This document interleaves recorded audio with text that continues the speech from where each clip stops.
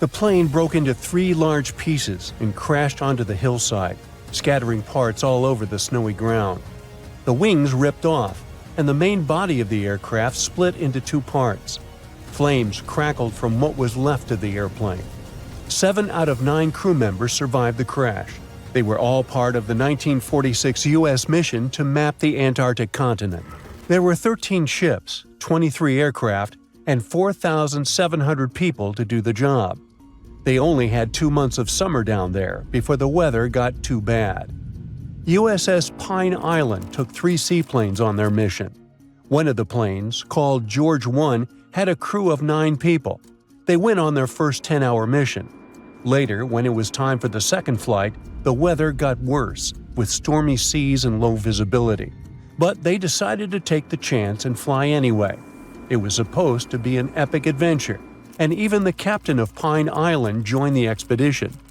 The pilot, Ralph Frenchy LeBlanc, was very experienced and not worried about the weather. The plane was tied to some small boats, but the waves were so strong that the lines holding it were damaging the plane's metal body. Crew members had to attach 4 special rocket boosters, called jet-assisted takeoff bottles, to help the plane lift off. It managed to do so after a run of about 5 miles, but got straight into a blinding snowstorm. James Robbie Robbins was just 19 years old back then, but already had 1,500 hours of experience as a radar operator in that type of seaplane. He once successfully flew 9 hours through thick fog and clouds in Greenland, so he trusted his abilities. The radar showed a mountain range 20 miles ahead and icebergs spread out, and it was all correct. They had to stay low to take photos for mapping, and it was impossible in bad weather. So the pilot decided to turn the plane around to head back to the ship. Suddenly, the plane hit something. At the time, they didn't know what it was, but later they realized it was a snow-covered ridge that was hidden and couldn't be seen on radar. The loud bang shocked everyone on board. The pilot and co-pilot quickly pushed the plane's controls to try to lift it back into the sky. But just a few seconds later, the fuel tank in the front of the plane blew up. Collapsing with a ridge likely cracked one of the fuel tanks, so the gas started to leak. The fumes from the gas might have been set on fire by an electrical spark or the plane's hot engines. The blast was so strong that it broke the plane into 3 parts. The pilot was hurt and stuck upside down in the burning front part of the aircraft. Some of the other men were also badly injured. Some crawled out of the wreckage, and others had been thrown out into the snow during the crash. Most of them couldn't even remember the bang or the impact. The crew managed to pull the trapped pilot out of the wreckage and put him into a sleeping bag inside the back part of the plane. They also tried to help Frederick Williams, who was severely injured. They placed him on a piece of debris to keep him still and wrapped him in blankets to keep him warm. Unfortunately, even though they did their best to take care of them, Williams passed away a few hours later. Sadly, the navigator and the radio man didn't survive the crash either. 3 crew members had only 1 blanket, so they took turns staying in the middle where it was warmer. For the first 3 days, the weather was really bad. It snowed a lot, and the sky was super dark and cloudy. The crew started looking through the wreckage for anything useful. Near what used to be the back part of the plane, they found 3 big boxes of pemmican. It's a kind of emergency food that has everything you need to stay healthy, but it's not the most delicious food on Earth. Each box had about 100 paper cups filled with this special food. They also found better food in the flight rations. There were steaks, potatoes, canned veggies, bread, butter, salt, pepper, sugar, canned milk, a few cookies, and even 2 big cans of peanut butter. They had enough food to last for a while, and they figured the pemmican would help them get through the long, dark winter if necessary. All of the fresh food was hidden in the snow, where the kitchen used to be, so they had to dig it out. They got most of the sugar by licking it off the snow and separating it by taste. The crew also found a small 2-burner stove in the emergency supplies, but they didn't have any fuel. Luckily, the plane had some fuel left in the tanks, so they tapped one of the lines and had enough to last a long time. They kept the burners constantly on to melt snow to fill 2 or 3 water holders that held about 4 or 5 gallons each. It seemed like it took 15 or 20 pots of snow to fill just 1 cup of water. After 3 days, the weather got better, the sky was clear, and the sun was shining brightly. From where they were, they could see the ocean down the hill. While exploring the wreckage, they found more sleeping bags, a camera with film, and other supplies like a sled and a life raft made for 9 people. Days went by, and the sun never went down. Huge, hungry seagulls hanging out right next to the wreck were getting on everyone's nerves. To distract themselves a bit, the crew played an old Navy game called Salvo. It's like a battleships game for 2 players, where your task is to find and defeat all the ships of your rival. They also took some photos of everyone and the wreck from different angles with a Brownie box camera they had on the plane. The radar man painted big yellow letters on the airplane's wings with the names of the deceased crew members to make sure rescuers knew what had happened. On the 13th day, a rescue plane finally showed up. Everyone shouted, waved, and did everything to get the pilot's attention, but the plane didn't stop and kept flying. 2 hours later, it came back, and Robbins, in a hurry, threw fuel onto a pile of flammable stuff to set it on fire. The bang was so big, it burned his eyebrows, but it worked. The plane turned and flew toward them, wiggling its wings as a sign it saw them. The pilot dropped a note attached to a weight. It said, "If you can walk to the lake, make a circle. If not, form a straight line." The lake was 10 miles away, but they knew they had no choice but to get there, and so they made a circle, signaling that they were ready for rescue. Then they got to work. They stacked sleeping bags on a sled and placed their injured pilot on top. Robbins took a compass from the crashed plane and attached it to the sled's handlebars to help guide them. 3 men pulled the sled while another walked behind, making sure they stayed on track. The snow was so deep that they often sank up to their waists. The journey only got easier when they reached solid ground. So it took them 24 hours to walk the 10 miles to the shore. As they got close, a thick fog rolled in, so they couldn't see the rescue plane. But the pilot started the engines and the crew followed the sound. Soon, 2 rescuers arrived in a raft and helped them paddle out to the waiting plane. They climbed aboard and flew back to their ship, the Pine Island. All the survivors were taken to the USS Philippine Sea and later returned home. For 6 of the 9 men who crashed on Thurston Island, life continued.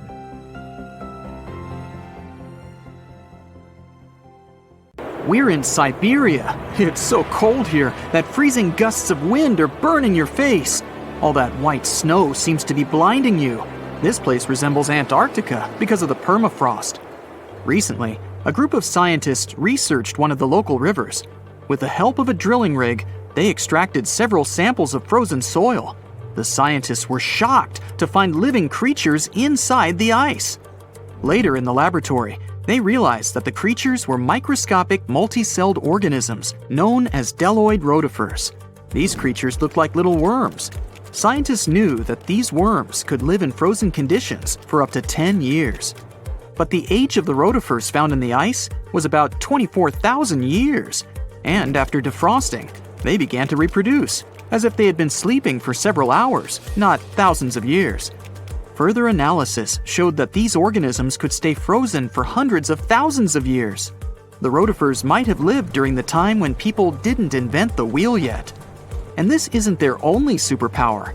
Bdelloid rotifers are among the most radioactively resistant animals on Earth. They can survive in places where there's no oxygen and water. They can also stay alive in areas with high acidity and can live without food and water for a long time. By the way, these are not the only creatures that are known for living for thousands of years. Particular types of moss and some microorganisms are also almost immortal. Nematodes, also called roundworms, are some of the most adaptive varieties of worms in the world. Imagine the Eiffel Tower standing tall and proud. And now, let's make it 10 times higher and place it underground. Exactly at this depth, many thousands of feet under the surface, scientists discovered these creatures. There's no sunlight and almost no air in this place, And since it's much closer to Earth's core than the surface of our planet, the temperature here is higher than in the middle of the hottest desert. Millions of tons of soil above create insane pressure. But all this couldn't prevent life from developing here. When roundworms run out of air, food, or when the temperature becomes too high, they get into a unique state of stasis, or deep hibernation. In this mode, the worm's metabolism slows down, and almost all the processes in their bodies stop. The creatures can sleep for a very long time, and only wake up when the environment becomes more livable. By the way, you don't have to go so deep underground to find these creatures. Nematodes are found all over the world. They can live in hot springs, deserts, high in the mountains, among the harsh ices of Antarctica, or inside animals and humans. Our next invulnerable creatures are tardigrades, also known as water bears.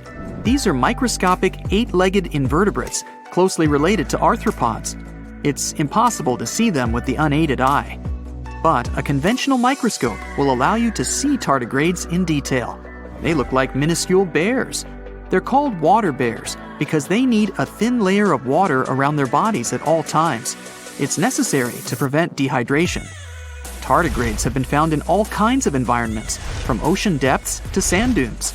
They're incredibly robust thanks to their unique organism structure. Yeah, they look soft, but their body is covered with a tough cuticle. This coating resembles the exoskeletons of grasshoppers, mantises, and many other insects. Water bears shed their old layer of the cuticle when they need to grow. Each of their 8 legs has 4 to 6 claws, which helps them cling to any surface. The bears can survive at a temperature that's almost 3 times as cold as the temperature in the ice of Antarctica. Heat doesn't harm them either. They have been proved to survive at the temperature that makes water boil. Also, water bears are not afraid of radiation and high pressure. In the depths of the ocean, pressure can destroy alloys of the strongest metals, but these creatures can withstand pressures 6 times greater. But the coolest thing is that they can live in the vacuum of space. Our planet has a magnetic field. This is a shield that protects us from solar radiation. Tardigrades don't need this protection. They can go into near-Earth orbit and come back unharmed, all thanks to a protein protecting their DNA from ionizing radiation. Like other immortal organisms, water bears can fall into a state of cryptobiosis. Tardigrades pull their head and legs inside their bodies and fall asleep. If the surrounding conditions suggest freezing, drying out, or experiencing a lack of oxygen, they will remain in this barrel form until the situation improves. So those are microscopic organisms and microbes that can only be seen through a microscope. But how about something bigger? Meet ironclad beetles. They live in the southwestern US and Mexico. These insects cannot survive high temperatures, live without oxygen, or in conditions of increased radiation. But their shells are so tough that they can only be pierced with a drill or hammer. Their durable exoskeletons are made of a special substance, chitin. It can also be found in the armor of crabs or shrimp. And still, the chitin of the ironclad beetle is so durable that it allows this creature to withstand the impact of a car moving at high speed. In times of danger, they can hide their whiskers and strong legs in special recesses in their shell. Other animals can't bite through the armor, so they spit the beetle out and leave to look for lunch somewhere else. As soon as the danger disappears, the bug stretches out its legs again and goes about its business. Also, the armor saves the beetles from dehydration, which is very useful in hot areas of Mexico and the southwestern US. Inside the exoskeleton, they can store moisture. In other words, these bugs can absorb water whenever they find it and transport this liquid inside themselves. The next creatures are incredibly fragile, but they know how to survive in places where almost no other animals can live. We're going to the southeast of Romania, near the Black Sea. Here, on a desolate wide plain, you can notice a pit. This is a mine leading deep underground. The air on the surface of our planet usually contains around 20% oxygen, but in the mine, it's only 10%. Inside the cave, the air also has an increased content of hydrogen sulfide and carbon dioxide. People can't breathe there without an oxygen tank. We can probably say that the water and air there are poisoned. Almost no animals would be able to survive here. Still, 48 species of living organisms have been found in this cave. 33 of them are newly discovered species. And they aren't the only microbes or bacteria that can't be seen without a microscope. Something bigger lives here. Strange white snails crawl over the walls of the mines. Transparent shrimp and a bunch of unknown kind of leeches swim in the water. White centipedes with huge whiskers and creepy white spiders run on the ground. And they all have been growing here for almost 5 million years. You might notice a water scorpion and another unidentified species of this animal. It doesn't look like its relatives living in hot sands or tropical forests. No living creature here looks ordinary at all. All animals are either white or transparent. They have no eyes, but are equipped with long paws and antennae whiskers that help them navigate in this dark space. The deeper you go into the cave, the less oxygen the air contains. But the number of living organisms is increasing. The air is filled with methane and carbon dioxide. All the inhabitants of this cave have never seen the light of the sun and have never gone out of the darkness. It seems impossible to survive in such conditions where plants don't produce oxygen. The answer to the question of their survival is hidden in a small lake. The surface of the water is covered with strange foam. If you look closely, you can see that this white substance is alive. It resembles soft, wet paper that is easy to tear. The thing is billions of living organisms, bacteria called autotrophs. There's much more carbon dioxide in the cave than there is outside, and these bacteria, like plants, absorb it. But they don't do this with the help of photosynthesis, which means they don't need sunlight. They use water for chemosynthesis. What these bacteria secrete is food for other bacteria, and these other bacteria are food for bigger creatures. A unique food cycle that you can't find anywhere else on the planet only exists here. In a frosty Canadian park, hidden deep beneath layers of thick ice, scientists discovered a bizarre skeleton they named the Frozen Dragon. The skeleton had been in the frozen ice for millions of years. It took experts decades to work out the species of this strange fossil. It was identified as a new genus of pterosaur. Pterosaurs were massive flying reptiles with wingspans of over 16 feet. Their heads were 3.5 times the size of their bodies. Pterosaurs lived 76 million years ago when they soared above the dinosaurs. Scientists described them as the biggest, meanest, and most bizarre animals that ever flew. The new genus has been named Cryodragon boreas, which translates to Frozen Dragon of the North Winds. In 2013, a young mountaineer was climbing one of the tallest mountains in Western Europe, Mont Blanc. He noticed a strange metal box poking out of the snow. The mountaineer pried the box open and found that it was filled with precious rubies, emeralds, and sapphires. The climber immediately handed the box to the authorities. It was discovered that the box likely belonged to a passenger on one of 2 flights from India that crashed into the mountain over 50 years ago. The box was valued to be worth over $200,000, and authorities are still searching for the heir to the small box of treasures. In northwest Siberia in 2007, a reindeer herder was on an outing with his sons when he noticed something strange in the ice. The man realized it was a frozen mammoth calf and immediately contacted the local museum. The calf was named Luba and was the best preserved mammoth mummy in the world at the time of its discovery.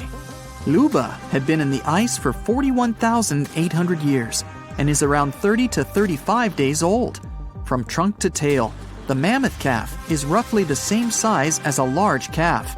If you're interested in seeing for yourself, Luba travels to museums all around the world. On the frozen continent of Antarctica, covered in layers of ice and snow, is Mount Erebus, the frozen volcano. The volcano was discovered in the middle of an eruption in 1841 by explorers on an Arctic expedition. The volcano is over 12,000 feet tall and has been active for the last 1.3 million years. Deep within the middle of the volcano is a huge crater filled with large volumes of molten lava. The volcano has occasional explosions, which means it's classified as being in continuing eruption. However, these eruptions are nothing to worry about because they're generally rather small. Back in 1991, two hikers were traveling across the Italian Alps when they stumbled across a body that they presumed to belong to a recently lost hiker. The duo trudged back down the mountain to report their unfortunate findings. Once the remains were recovered, it was clear that the body was not recent at all. Scientists determined that the Iceman was more than 5,000 years old and named him Otzi. The discovery was unlike anything scientists had ever before seen because the body was so well preserved. For years, Otzi was studied by scientists who discovered that our ancestors have a lot more in common with us than we ever knew before. Otzi was covered in ink body art. Research done on the contents of his stomach revealed that his last meal was dry-cured meat, similar to the bacon we eat today. Otzi has at least 19 relatives living today, somewhere in Central Europe. Scientists were researching ancient squirrel burrows in Siberia when they came across something interesting. One of the squirrels had hidden away precious seeds deep beneath the ground. The seeds had been encased in ice for 32,000 years. The seeds were for the flower Silene stenophilia, which had long since gone extinct. Amazingly, scientists were able to recover plant tissue from inside the seeds and grow an entire crop of flowers. They've since reintroduced the previously extinct flower to natural habitats all across the world.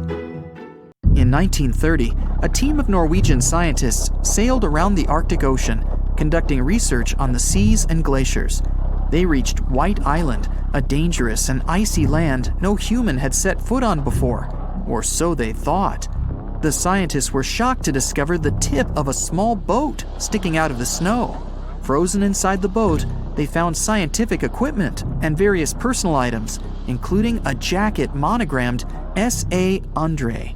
They had discovered the wreck of the famous Undre Arctic balloon expedition. In 1897, Swedish explorers, led by Undre, attempted to travel to the North Pole by hydrogen balloon. No one had ever heard from them ever again. People only found out what happened to them when the wreck was discovered 33 years later. It turns out that the balloon had crashed on White Island only 2 days after departing from Sweden. The explorers traveled along the island on a small makeshift boat, but were unable to make it any further. The best preserved woolly mammoth ever found was discovered in an area of permafrost in Siberia in 2010. Scientists named the frozen mammoth Yucca after the small village near where it was found. Yucca had been frozen for 39,000 years and is thought to have been around 6 to 8 years old. Because Yucca is so well preserved, it has been studied for years and provided new information about mammoths.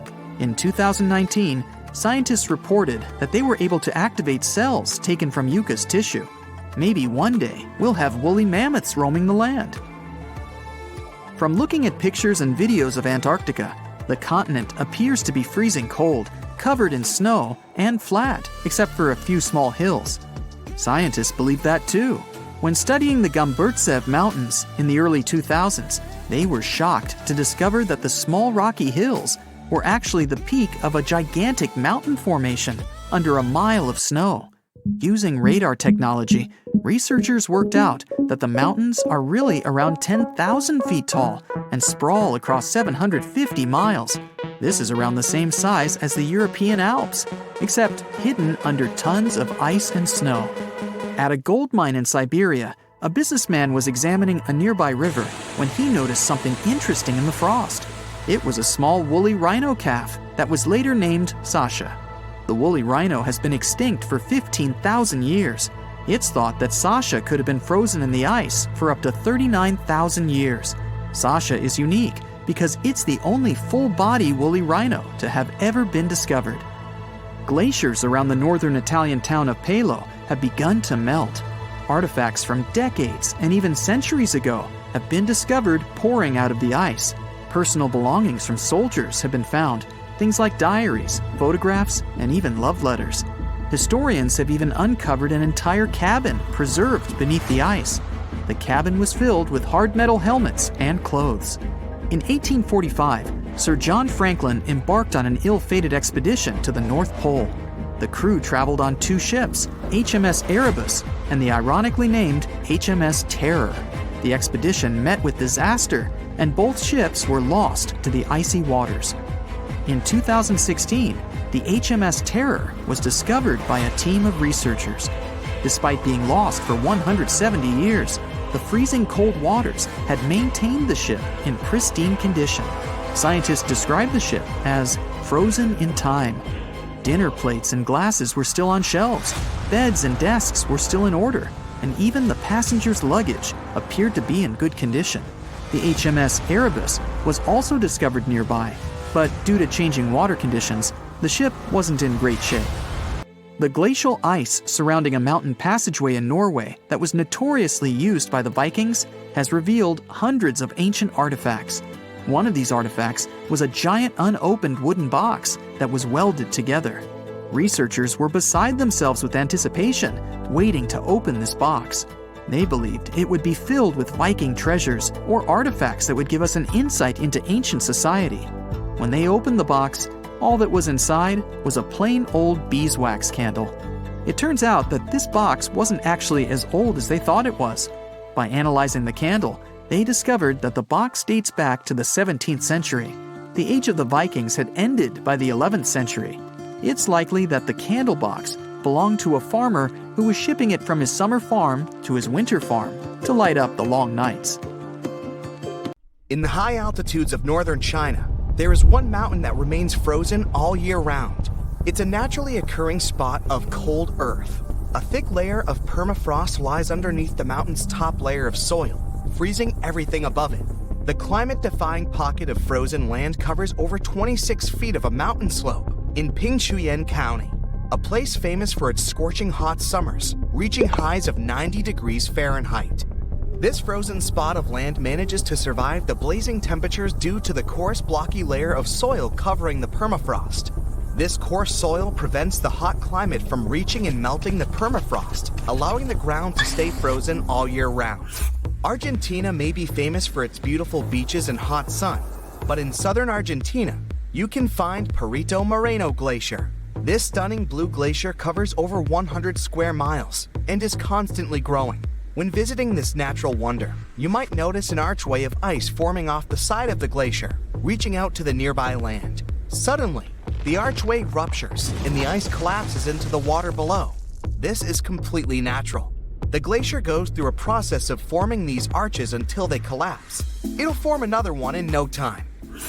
On California's Glass Beach, there's no sand and only colorful gemstone-like pebbles called sea glass. Surprisingly, these beautiful pebbles are the result of garbage. For decades, the beach was used as a massive dumping ground for locals to abandon their glass, appliances, and even cars on the beachfront. The state eventually prohibited anyone from disposing of their garbage on the beach. Over the years, the waves broke down all the remaining junk and turned it into brightly colored pebbles that attract tourists from all over.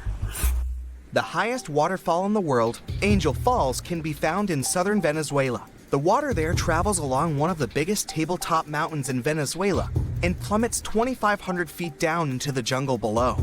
That's 3 times taller than the Eiffel Tower. The water falls from so high that most of it evaporates into mist before even reaching the ground. Visitors can feel the mist settling on their skin from over half a mile away. In Scotland, hidden away from the main roads and tucked deep within the woodlands, is Fiddick Glen.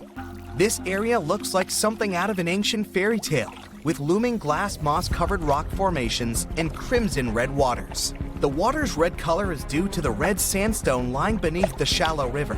To get to this stunning natural beauty, you have to embark on a dangerous hike down steep, muddy hills, clambering onto trees to stop you from falling. But when you reach the bottom, it'll all have been worth it to watch the sunlight shine off the ruby waters and see the towering rocks of this enchanting world. With bubblegum pink water and a surrounding circle of emerald green forests, it's hard to believe that Lake Hillier is a real place. Located in Western Australia, no one can truly explain why the lake has pink color. However, scientists have theorized that the high quantities of salt in the lake have attracted a salt-loving pink bacteria called halobacteria, responsible for the lake's trademark shade. In a small peninsula in South America, there is one of the most beautiful natural wonders in the world, the Marble Caves. These look like any other caves from the outside. Inside these caves, the walls consist of smooth, swirling blue marble formations. Over thousands of years, water has eroded the marble deposits within these caves, forming this unique cave system. So while deep blue color seems like it's part of the marble, it's the reflection of the water that causes these blue shades along the cave walls. Azerbaijan's mud volcanoes are exactly what they sound like. Over 300 of these natural phenomena are located in Azerbaijan, more than anywhere else in the world. There have been over 200 eruptions since records began. Mud volcanoes are landforms caused by the eruption of mud, water, and gases. Pockets of gas form underground and force their way to the surface, eventually erupting and splattering mud everywhere. These volcanoes can be pretty dangerous. In 2006, a mud volcano erupted in Indonesia and coated an entire nearby village in thick mud. Pamukkale is a marvelous hillside of tiered thermal pools. The name of the Turkish city translates to Cotton Castle. The pools are made of travertine, a type of limestone that gives the hillside its stunning white color. In addition, the stone has geothermal properties, making the pools hot springs. There are 17 pools in total, and all are open to the public 7 days a week. The temperatures range from 95 degrees Fahrenheit all the way to 212 degrees Fahrenheit. They are essentially nature's version of a hot tub. Legend has it that the Giant's Causeway in Northern Ireland was formed when a great Irish giant was challenged to battle a Scottish giant. The causeway was built across the sea so the two giants could meet. When the Irish giant defeated his foe, the Scottish giant ran home and destroyed the causeway behind him. All that remains are the beginnings of the causeway at the water's edge. The stunning rock formation of interlocking columns was the result of an ancient volcanic eruption. The columns are a hexagonal shape and form a natural staircase from the Irish Sea to a foot of a cliff. The tallest columns are 39 feet high. The Giant's Causeway is the most popular tourist destination in Northern Ireland, receiving almost 1 million visitors in 2019. Deep within the Nika mines in Mexico, you can find the Cave of Crystals. The cave is full of massive shards of bright selenite crystals. The largest is 37 feet tall. These are some of the largest natural crystals in the world. It's thought that the water that previously filled the cave was incredibly rich in minerals, allowing the crystals to grow to their full potential. Unfortunately, tourists cannot visit the Cave of Crystals due to its scorching temperature and humid conditions. Even scientists are required to have a special permit to enter the cave. The River of Five Colors is located in the Colombian province of Meta. Known locally as the Rainbow River, the waters are famous for their striking colors. The river is variously colored yellow, green, blue, black, and most prominently red from summer till winter. Due to a lack of nutrients, the river's water is naturally clear, so it's easy to see diverse and colorful plant life on the riverbed. It's these vibrant plants that give the waters its many colors. In New Zealand, you can take a boat ride through the beautiful Waitomo Caves. The walls of the caves glow luminescent, like bright stars against the night sky. But these glowing lights aren't stars, they're worms. Luminescent glowworms live in the walls of the cave, giving the cave its trademark glow. The particular species of glowworms cannot be found anywhere else in the world. For thousands of years, the fairy chimneys have stood tall in Cappadocia, Turkey. These unusual rock formations are tall, thin spires of rock that were initially formed by lava. The tallest chimney is 130 feet high. Humans have hollowed out the insides of these rocks for hundreds of years to create homes for themselves. Today you can visit one of the many hotels that currently exist inside the fairy chimneys. Wave Rock is a popular spot for a photo shoot in Western Australia. The giant rock is 46 feet tall and shaped like a breaking ocean wave. Millions of years of strong winds and hard rainfall eroded the rock into the wave-like shape it has today. The rock has a stunning mix of red and gray colors caused by minerals washed down the rock. The site of the Wave Rock has become a famous camping ground due to its proximity to beautiful lakes and a variety of wildlife. The Zanyi National Geopark in China has previously been voted one of the most beautiful landscapes in the world. The park is famous for its colorful rock formations, popularly known as the Rainbow Mountains. Layers of minerals and different colored sandstone were slowly pushed together across 24 million years to create the stunning landscape.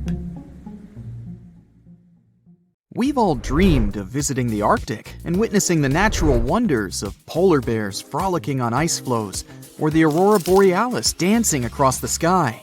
Well, sorry to break it to you, But you won't find any tourists flocking to Antarctica anytime soon. Why, you may ask? Let's dive into it. First off, where is Antarctica? It's located in the southern hemisphere, specifically at the South Pole. The Southern Ocean surrounds it, and most of the continent is covered by ice, making it one of the most remote and frigid places on Earth. Now, have you ever met someone who's visited Antarctica? Probably not. It's one of the least visited places on the planet, and only a handful of lucky explorers have seen its interior, which is mostly made up of glaciers and ice fields. But trust me when I say the wildlife and scenery are out of this world. Why shouldn't you travel to Antarctica? Well, for starters, the environment is incredibly fragile and can be easily damaged. Plus, there are no native human populations on the continent, so your travels would essentially be like visiting an uninhabited island.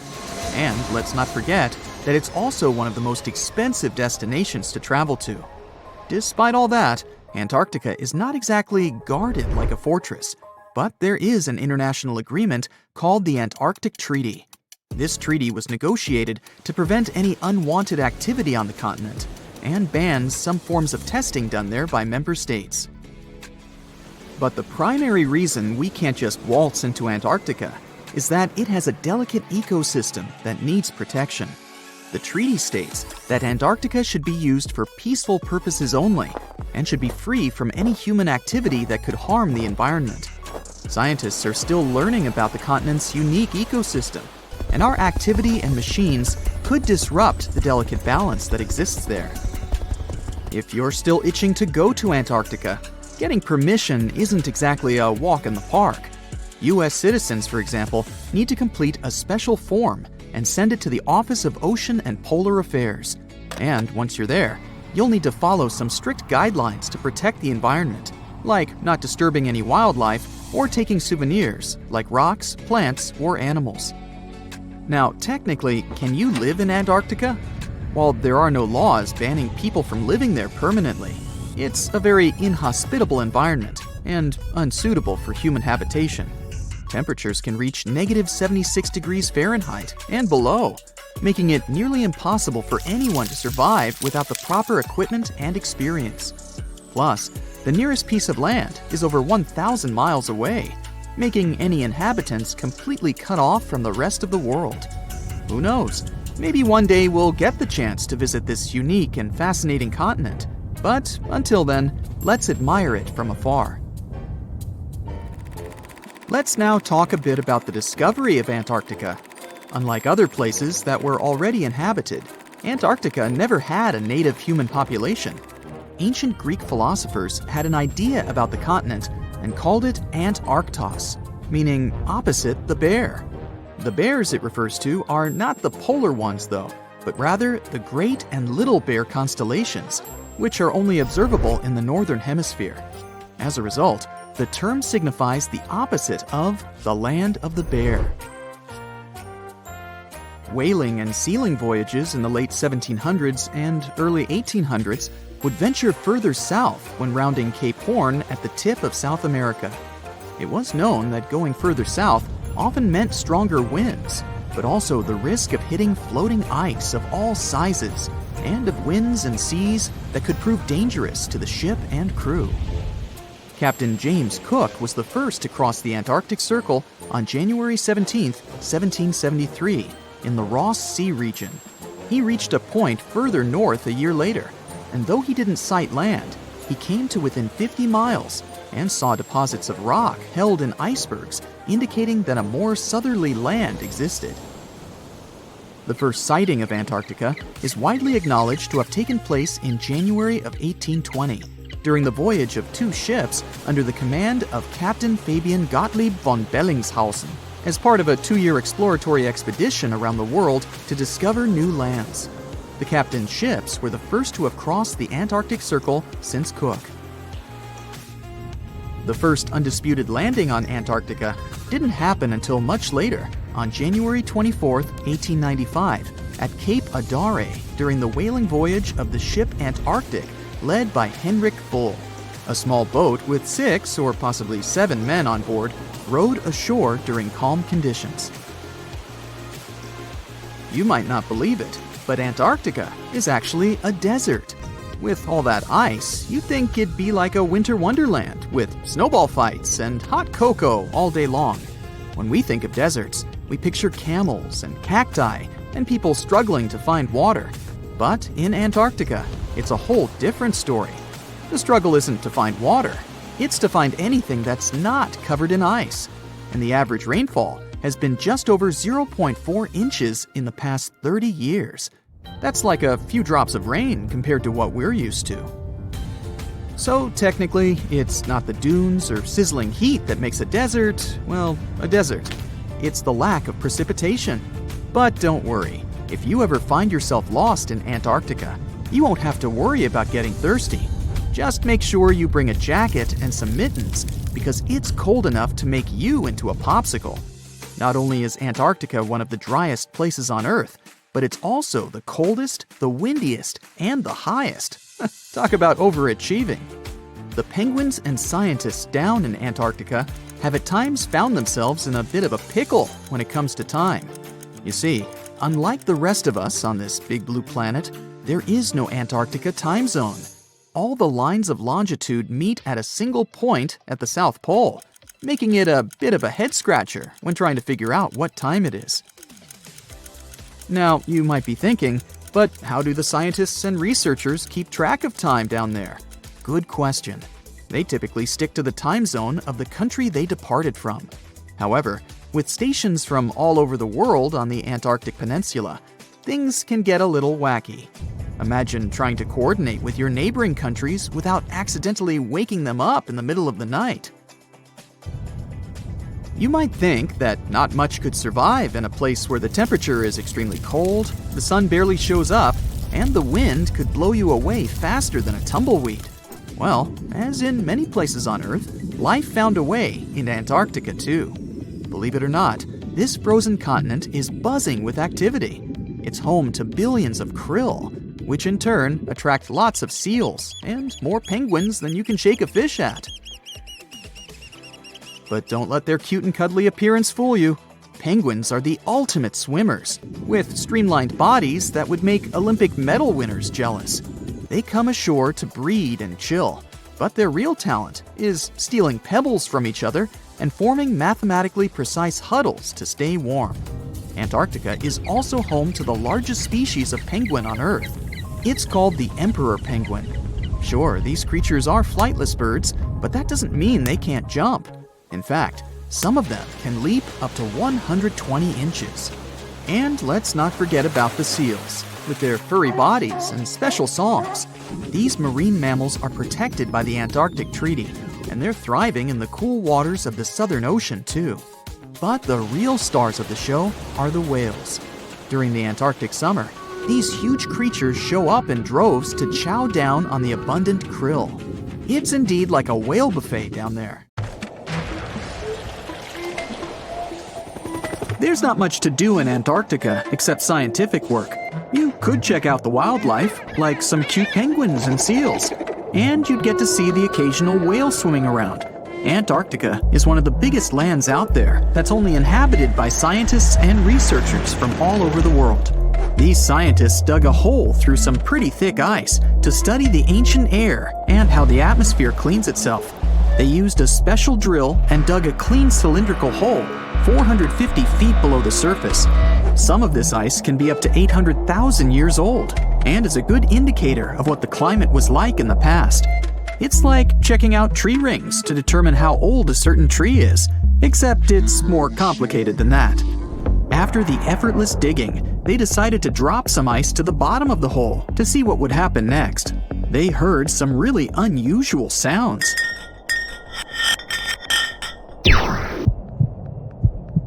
It felt like being on a spaceship traveling through a bunch of obstacles with many rocks smashing into each other.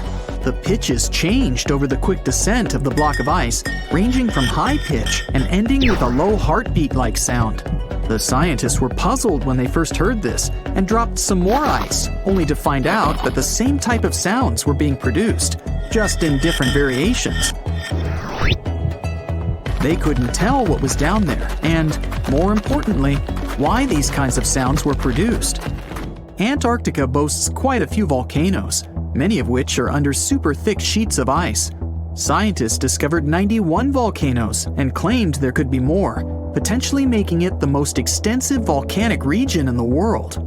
While they were doing regular scientific research, they came across many unmistakable large cone-shaped figures underground. Some were as deep as 2 miles in the ice. Some of the peaks were over 3,000 feet tall and dozens of miles across. But on the surface, it's as plain as a sheet of paper. They may have dropped that block of ice inside an actual volcano that they were standing on, but it's unlikely. Even though the underground volcano presence was discovered by accident, there's a small chance they were actually standing on one where they had their workstation set up. It's more likely that they worked in an area where studying ancient climates is easier and less dangerous than other places. They collect ice samples and study them in a lab. It's like discovering a prehistoric insect embedded in amber millions of years ago when dinosaurs used to roam the land.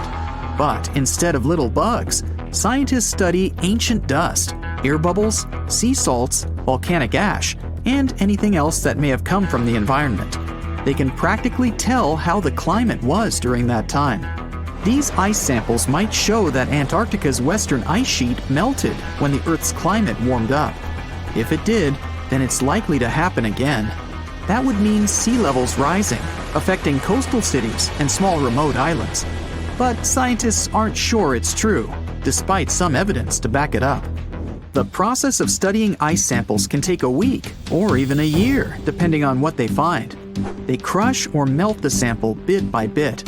And like those tree rings, the deeper the layer, the further we go back in time. In order to study ancient bubbles trapped in ice, researchers have to crush the samples under a vacuum hood to keep the air out while extracting the air and putting it in vials. There are various instruments and devices to study the ice samples, but because it's so sensitive to damage, each measurement must be in a clean room setting so that nothing gets compromised. The scientists have to wear proper bodysuits and many layers of gloves and constantly get ventilated. Even something as tiny and insignificant as a fingerprint can ruin a sample. They look for certain patterns to see changes in the atmosphere's composition and temperature. But dropping a few blocks of ice down a hole wouldn't be so bad. The reason why it made such a peculiar sound is the same reason why a moving car sounds different when it's honking than when it's stationary. The scientific word for it is the Doppler effect. It's an obvious change in the frequency of a wave with respect to an observer who is moving relative to the wave source. The effect doesn't mean the frequency of the sound changes, it just shifts. And this can be said about other types of waves, like water and light. But sound waves are the most popular ones when it comes to the Doppler effect. So, when the scientists dropped the ice block down the bottom of the hole, the sound waves traveled back up and bounced around the narrow tube where they drilled. That's why they got the pew pew sound. Let's not forget that this ice block traveled 450 feet beneath us. Oil ships dig holes in the oceanic crust that go thousands of feet beneath the Earth. The Coldest super deep borehole in Russia is the deepest hole ever made by humans. It goes more than 40,000 feet below the surface and took almost 20 years to reach 7.5 miles. Below it is only half the distance to the mantle. In terms of the whole Earth, this very deep hole is literally scratching the surface. This wasn't a hole to dig for oil, and wasn't in the ocean either. The drilling was stopped in 1992 when the engineers found out that the temperatures were 100 degrees Fahrenheit higher than they predicted. And then it was abandoned, and it's just been a barren hole now. But that's the closest we've dug to the center of the planet. The scary thing is that some of the workers on the site could hear voices coming from within. All the way in Yemen, an ancient hole exists in Barhout, in the east of the country in the middle of the desert. It's actually closer to Oman than to the capital Sana'a. This hole has puzzled experts and locals. Unlike the holes in Russia and Antarctica, this wasn't man-made. Or was it? It's been around for many years, and the locals try to steer away from it. They don't even like talking about it, since they claim it brings bad luck to those around it, or to whoever utters its name. They claim it was created as a prison for spirits, but many rule that out. The hole is 98 feet wide and somewhere between 330 to 650 feet deep.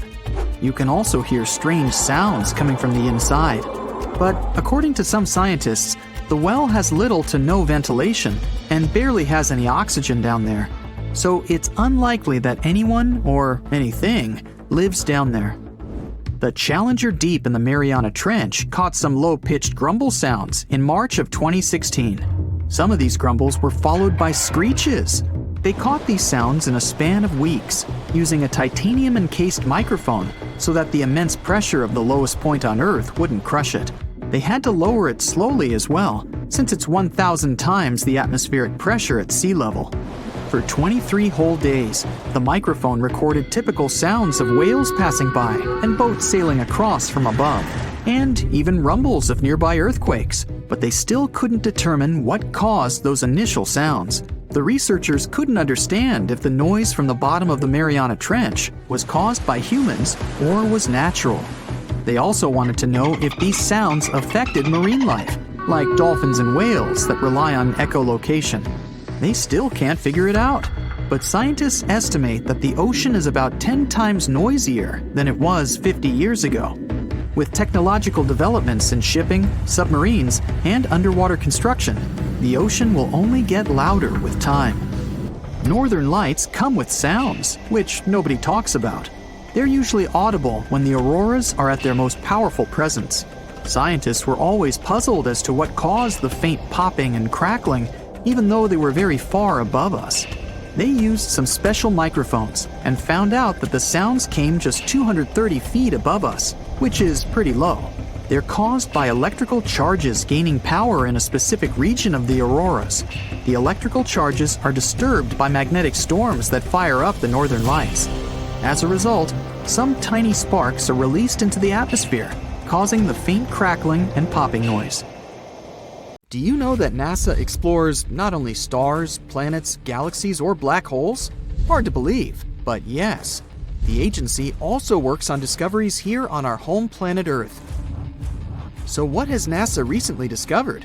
Is there life under the ice?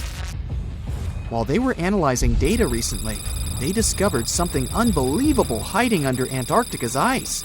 And this discovery not only changes everything we know about the whole water system of the Earth, but it may also help with research about life in space.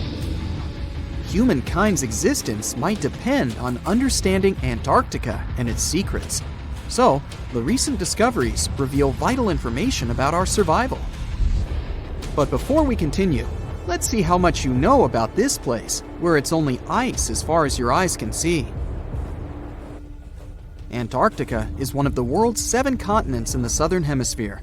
It's the 5th largest continent in terms of total area, and that means it's almost twice the size of Australia. Want to see real meteorites? Go to Antarctica. Due to its dry climate, Antarctica is one of the best places to observe space. But what's even greater is that you can find meteorites on the white surface of the continent. Scientists have already plucked about 45,000 meteorites from the ice, and they think they can see another 300,000. Since there aren't many terrestrial rocks there, it's easy for them to spot them, thanks to their dark color. Antarctica's dry desert environment also helps preserve them, even the ones that fell to Earth more than 1 million years ago. And can you imagine any volcanic activity in Antarctica? It's hard. But this place is where fire meets the ice. West Antarctica is where most volcanic activity occurs. Scientists recently found that 138 volcanoes exist in West Antarctica alone. Wow! You would think that Antarctica is always cold, but no. Its coastal regions can get as warm as 50 degrees Fahrenheit. But have you ever wondered what Antarctica would look like if there were no ice? It may seem unimaginable now, but it was not always covered by ice. That was 34 million years ago, though, so nobody could tell how the continent's surface would be without the ice. But NASA changed that. They generated computer simulations and created the most accurate map of it as of today. What they saw was incredible. The continent was not flat at all, like it seemed. It's pretty bumpy with valleys, rolling plains, and high mountains. But this was nothing next to what they had discovered under Antarctica's ice. So, what is it? Drum roll, please. NASA found 2 new subglacial lakes. And what's even cooler about it is that they spotted these lakes from space. How is that? If your answer is high-tech satellites, then you're right.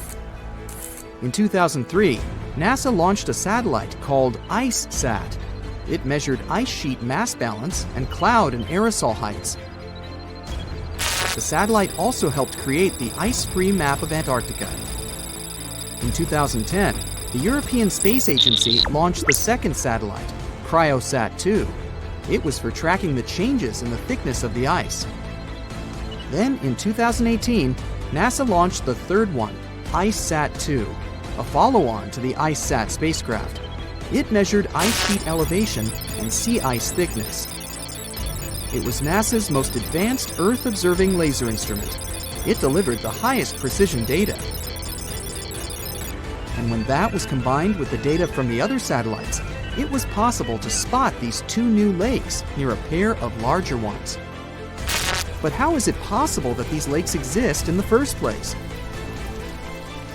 The average thickness of most Antarctica ice is approximately 1.2 miles. However, it can get over 1.8 miles thick in some places, especially during the winter.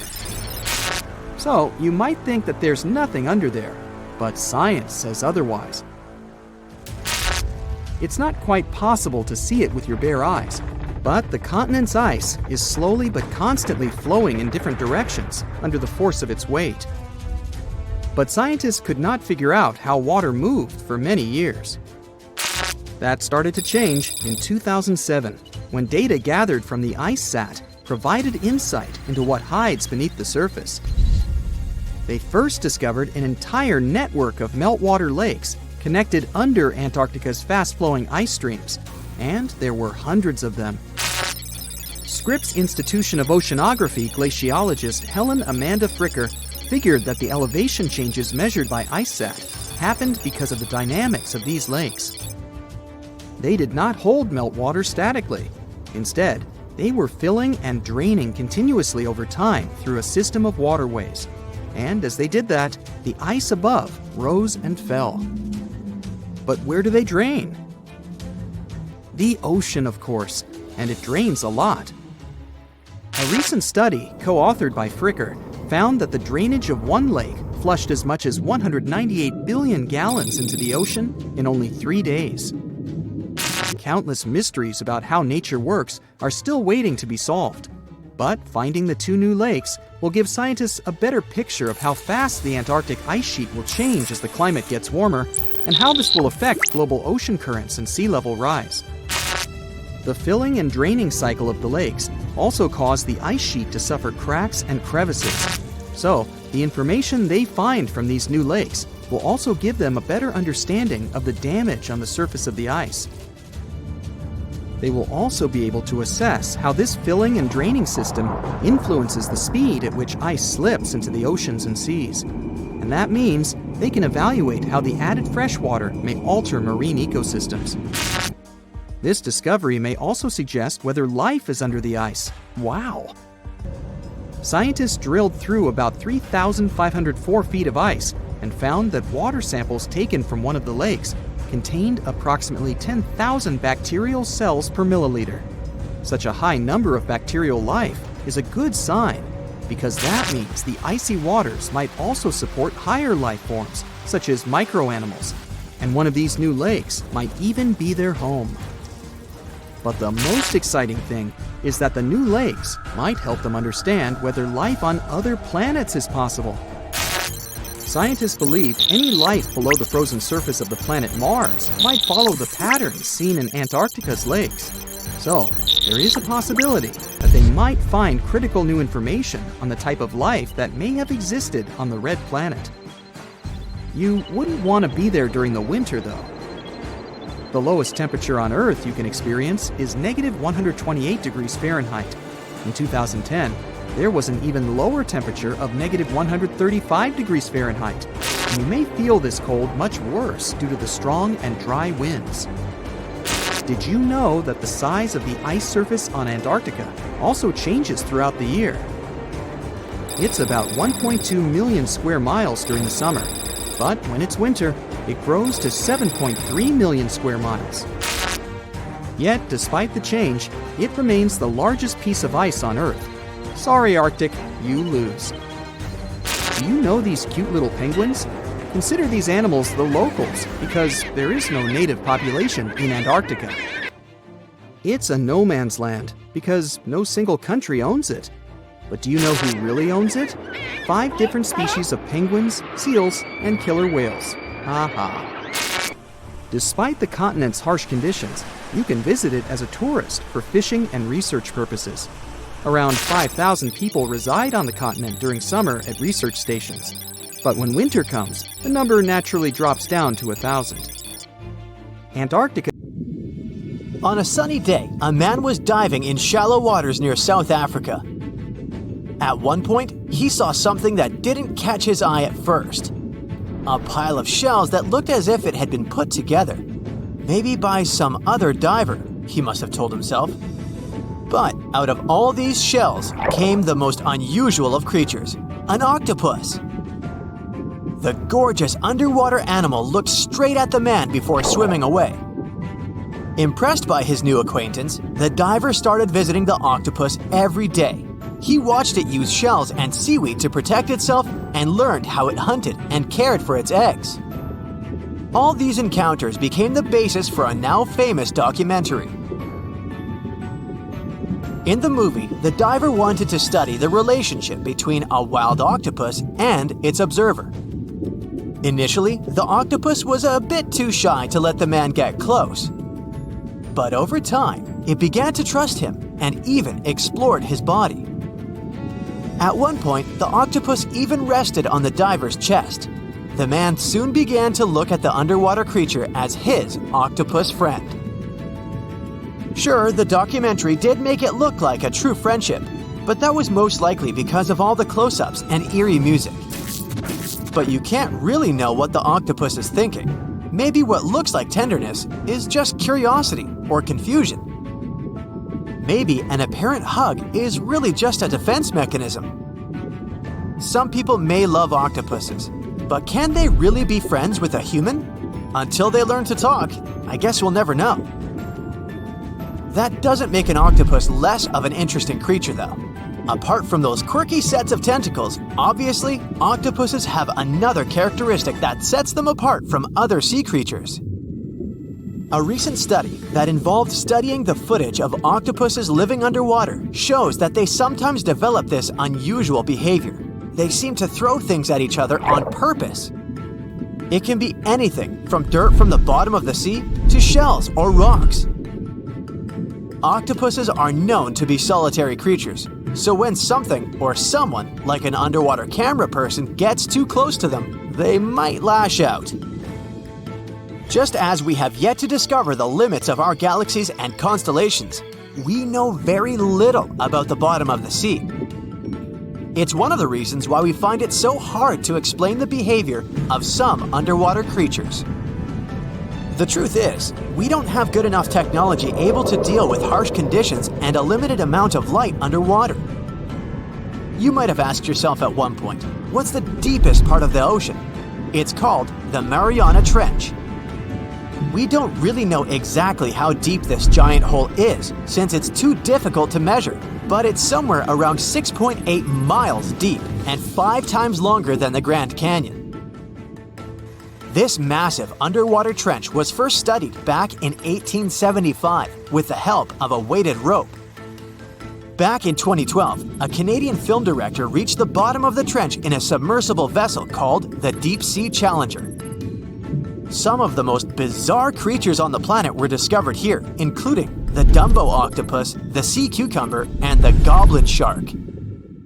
The Mariana Trench got its name from the nearby Mariana Islands, which were named Las Marianas in honor of Spanish Queen Mariana of Austria. The Mariana Trench might be the deepest part of the ocean that we know of. But one other mysterious phenomenon that's interesting for researchers is called phantom bottoms. In the late 1940s, when the sonar became standard equipment, ships and submarines noticed unexpected signals coming from the ocean. Those signals came from areas where no seafloor was supposed to exist. What's even more mysterious is that this fake seafloor appeared to move.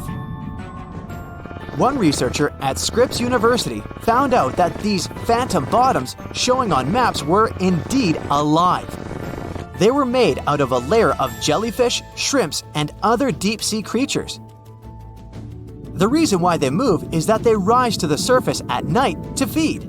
To top it all off, even the way these creatures move is kinda calculated. They don't just move randomly, but seem to gather together by species. We used to believe underwater animals behave this way only to avoid being caught by predators. It's a mystery to scientists why they group in the same way to form a fake seabed. Our curiosity about the deep waters doesn't stop at the seafloor. If you went on a vacation to the beach when you were young, you probably remember the fun of digging in the sand. As the hole got deeper, you may have asked yourself, could I dig all the way to the other side of the Earth? None of us have ever found out. Our parents took us home when it got dark and chilly. Scientists are more reasonable when it comes to this subject. For starters, they know the best place to start digging would be underwater, since those regions are already deeper than what we can find on land. They also do not have the ambition to drill a tunnel through Earth. It's not even possible. That's mostly because of the extreme heat and pressure inside our planet. Even if we could technically dig a tunnel, it would not be safe to travel through it. However, reaching the mantle and retrieving a sample would be a huge scientific achievement, similar to landing on the moon. What we live on is called Earth's crust. Underneath it, there are other layers called the mantle, outer core, and inner core. Researchers have been trying to drill into Earth's mantle since the 1960s, but they haven't succeeded. Some failed due to technical issues, and others were unlucky and chose the wrong places to drill. Our planet's mantle is made of molten rock. Wouldn't that be dangerous if we ever reached it? Scientists say we have nothing to worry about, though. If and when the drillers eventually pierce through the crust underwater, hot molten rock won't pop up the hole and spill onto the seafloor like it would during a volcanic eruption. Mantle rocks aren't solid, sure, but they move slowly, at the same speed as your fingernails grow. Another of those famous deep-sea mysteries is that of the 1997 bloop. You heard that right. I'm talking about a weird sound that seemed to come from deep under the waves.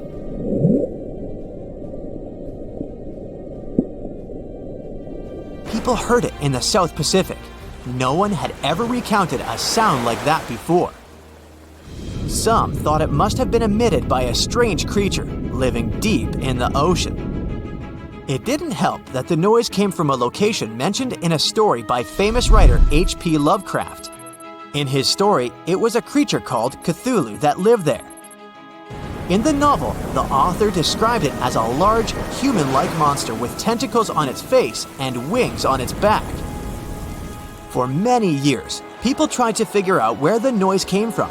It wasn't until 2005 that they concluded it was from icebergs breaking off of glaciers.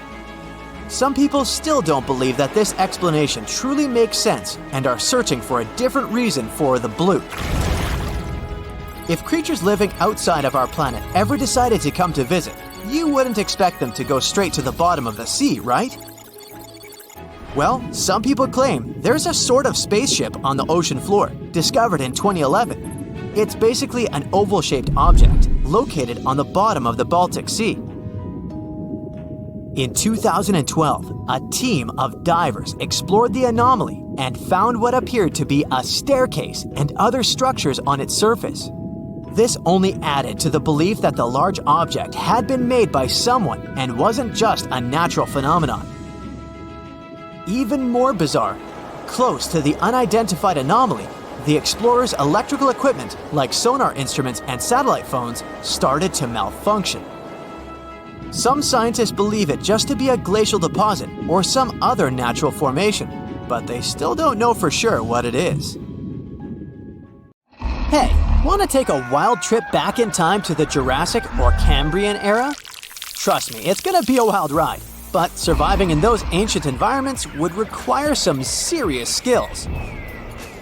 At the start of the Cambrian era, the air would be as thin as at the base camp of Mount Everest, but the climate was actually pretty chill and consistent back then.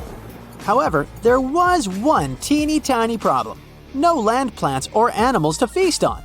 So forget about firing up the grill for a juicy steak. Instead, you'd have to come up with creative ways to catch trilobites and other funky-looking shellfish. Good luck finding a spear without any wood or a fishing net without any plant fibers. And get ready to eat them raw, unless you can figure out how to extract oil from these creatures or burn dry seaweed. But wait, if you're looking for a more comfortable existence, you gotta travel to 100 million years ago, to the Silurian period. Here, things start to get a bit easier. The air is still thin, but there's a bit more oxygen to go around. Plus, the climate is warmer and cozier. Simple land plants have finally made their debut. Not only that, but the first bony fish also show up on the scene, so you might actually find something more palatable to munch on. Just watch out for those prehistoric millipedes and spider-like creatures that share the land with you. They might not be the best dinner companions. Yeah, it all sounds fun and feasible, but let's talk a bit more about this crazy idea of instant transportation. If you magically appeared in a different time, the first thing you'd have to worry about is the amount of oxygen in the air. Now, looking at that fancy graph up there, it's pretty clear that oxygen levels used to be super low before about 0.85 billion years ago. Like, we're talking just a few % of the atmosphere. And there wasn't even any O2 in the air until this event called the Great Oxygenation happened about 2.3 billion years ago. So if you ended up back then, surviving would totally depend on how fit you are. If the oxygen concentration was less than 10%, you'd probably pass out, but not pass away. If it was just above 10%, you might be able to function, but you wouldn't exactly be living your best life. Based on oxygen alone, it seems like you could survive if you showed up around 0.75 billion years ago, give or take a few million years. Now let's talk about the cool stuff on land. The first land plants didn't show up until around 450 million years ago during the Ordovician period. Before that, there were some large algae hanging around, mostly in the range of 500 to 600 million years ago. But there wasn't a whole lot going on until those land plants came along. Other forms of life didn't start showing up on land until closer to 300 to 400 million years ago. But there was this critter, a myriapod, that lived around 428 million years ago, and it was one of the earliest land dwellers. I mean, if you lived back then, you'd have to come up with fancy recipes featuring myriapods. Not exactly mouth-watering. Don't worry if you find yourself back in time before all that land action. Around 500 to 600 million years ago, the oceans were teeming with life. There were these creatures called the Edicarian fauna, and they were some of the first well-preserved organisms. Some of them probably hung out in the shallow areas near the shore, so you might be able to get your hands on them for a meal. But remember, there weren't any land plants yet, so you'd probably have to eat them raw and with no potatoes on the side. You'd have a sort of prehistoric sashimi on your plate. Now, around 500 million years ago, things started to get really interesting in the oceans after something called the Cambrian explosion. If you ended up in the Cambrian period, you'd have all sorts of weird animals to catch in the coastal zones. Check out the fossils from the Burgess Shale for some wild ideas. Look at these brachiopods, arthropods, and even worm-like critters. But again, no woody land plants at this point, so your meals would mostly consist of raw arthropods and algae. Alrighty, let's dive into the nitty-gritty of ice ages. It's when the Earth gets super chilly for a ridiculously long time, like millions and millions of years. This causes giant ice sheets and glaciers to spread all over the place, covering massive areas of the planet's surface. Believe it or not, our planet has experienced at least 5 major ice ages. The very first one happened about 2 billion years ago and lasted for 300 million years. The most recent ice age kicked off at around 2.6 million years ago, and we're technically still in it. So, we're in the middle of an ice age, but we're not currently living in an icy wonderland. That's because we're currently in an interglacial period. During an ice age, temperatures go through ups and downs.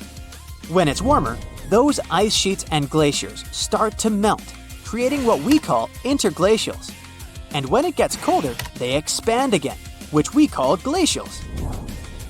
So right now, we're enjoying the warm interglacial period of the most recent ice age, which kicked off around 11,000 years ago. When people mention the Ice Age, they're usually talking about the last glacial period that started around 115,000 years ago and ended roughly 11,000 years ago when our current interglacial period began. During that glacial period, things were way cooler than they are now. At its peak, when ice sheets covered most of North America, the average global temperature was about 46 degrees Fahrenheit. That's a whole 11 degrees Fahrenheit cooler than today's global average temperature. That temperature difference may not seem like much, but it was enough to turn most of North America and Eurasia into ice-covered landscapes. The Earth was also a lot drier, and sea levels were way lower because most of the water was trapped in those ice sheets. We're talking vast steppes, dry, grassy plains as far as the eye can see. And let's not forget about the savannas, warm, grassy plains, and deserts that were also part of the icy scene. During the Ice Age, there were some familiar critters roaming around, like brown bears, caribou, and wolves. But there were also some mega cool creatures that sadly went extinct when the Ice Age came to an end. We're talking mammoths, mastodons, saber-toothed cats, and giant ground sloths. Now, there are a bunch of theories floating around about why these magnificent beasts bit the dust. One idea is that us humans hunted them into extinction when we crossed paths with these megafauna. Our species, Homo sapiens, actually survived the Ice Age. We've been kicking it on this planet for around 300,000 years now, starting out in Africa and then spreading our awesomeness all over the globe. Some of our ancestors stayed put in Africa and didn't experience the full icy effects.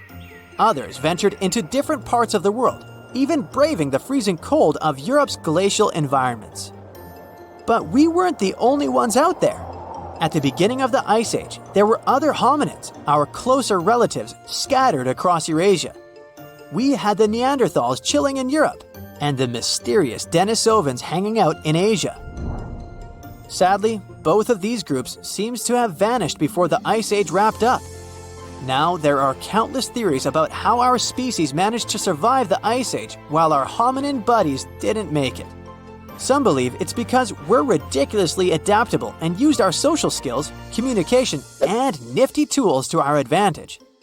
And get this, humans didn't just hunker down during the Ice Age. Nope, we explored new territories and made ourselves at home. For the longest time, folks thought humans didn't set foot in North America until after the ice sheets started melting. Fossilized footprints discovered at White Sands National Park in New Mexico prove that humans have been rocking it in North America for at least 23,000 years, right around the peak of the last ice age. In November 1922, a boy walked through the desert mountains of Egypt and discovered some ancient steps carved into the rock. Subsequently, this find became one of the world's largest and most significant archaeological discoveries. This step was part of Tutankhamun's untouched tomb. Archaeologists found about 5,000 ancient objects, including jewelry, fabrics, painted vases, and funeral masks. You've probably seen one of them. It has become one of the most recognizable attributes of ancient Egypt. More than 100 years have passed since then, and now humanity has finally become close to another large-scale discovery, the tomb of Cleopatra. This queen was the last active ruler of the Ptolemaic Kingdom of Egypt, who sat on the throne from 51 to 30 BCE. There are many ancient records about Cleopatra, her reign, and her unusual personality, but until now, no one has discovered the secrets about her passing away in the burial place. So, one archaeologist, Dr. Kathleen Martinez, has been studying ancient records and temples around Alexandria for decades, and concluded that the tomb of the queen should be located under the ancient city of Taposiris Magna, founded in 280 BCE. It was a big city on the northern coast of Egypt, where tens of thousands of people were engaged in trade and industry, and it seems that Dr. Martinez's guesses turned out to be correct. She and a group of archaeologists have discovered a secret underground tunnel near Alexandria, with a length of about 0.8 miles. It was cut into the rock under Taposiris Magna's temple.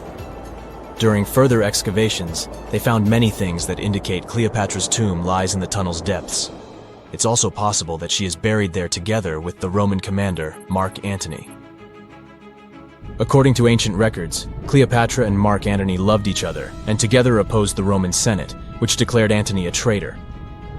The fact that natural disasters have occurred on the territory of Taposiris Magna for thousands of years can complicate the excavations. Earthquakes and floods destroyed the city and possibly flooded its underground tunnels.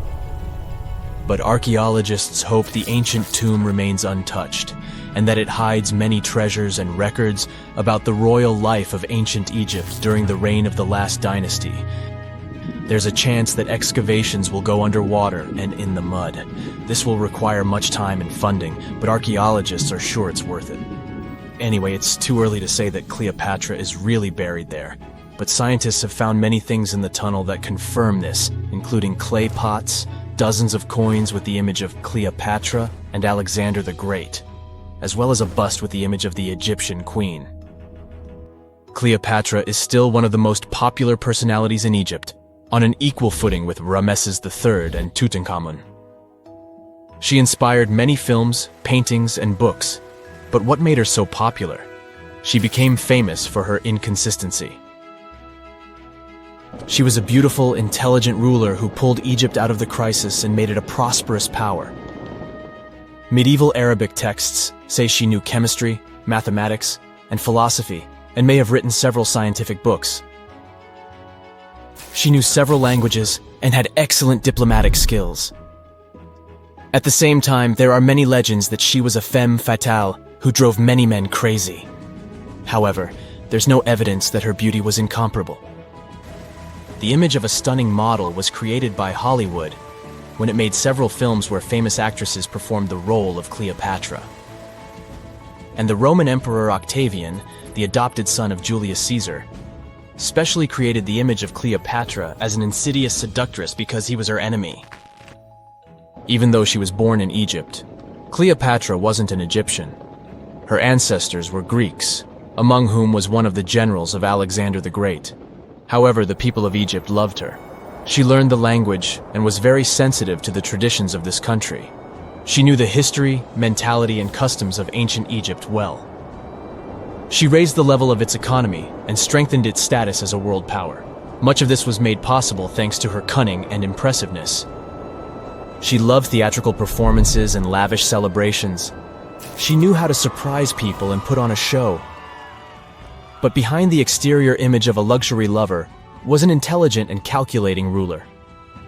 Ancient Egypt was a rich, luxurious country, and Cleopatra did everything to increase its wealth and strengthen its position in the international arena. For example, she was once in conflict with her brother Ptolemy XIII Odd. The queen knew that she wouldn't be able to resist him, so she decided to attract Julius Caesar to their side. The Roman emperor arrived in Alexandria, where Cleopatra wanted to meet him, but Ptolemy knew about her plans and was about to prevent her from coming to Caesar. Then, instead of a rich and noisy arrival, Cleopatra decided to make her visit inconspicuous. She wrapped herself in a carpet or linen bag the emperor's servants carried into Caesar's private chambers. Cleopatra emerged from the carpet and impressed the Roman emperor with her beauty and determination. As a result, they fell in love with each other and became close allies. After some time, she impressed another influential Roman for diplomatic purposes. She arrived to meet Mark Antony on a golden barge with purple sails and silver oars. Cleopatra was dressed in the image of Aphrodite and sat under a magnificent canopy. Her servants dressed like cupids and were blowing her fan and burning incense. But Cleopatra created such a show for a reason. She knew that Antony revered Greek mythology and considered himself the embodiment of Dionysus. As a result, He was so impressed with this woman that he ended up marrying her. Cleopatra defended her crown, strengthened her alliance with Rome, and bore Antony 3 children. In Egypt, they threw big parties and enjoyed wealth with power. However, the relationship of a high-ranking official with the Egyptian queen caused a scandal in Rome. Octavian was Antony's primary opponent in the struggle for power, so he exploited the situation to darken the competitor's reputation. He used propaganda to make Cleopatra an insidious seductress in the eyes of Roman citizens. He accused Antony of succumbing to her charms.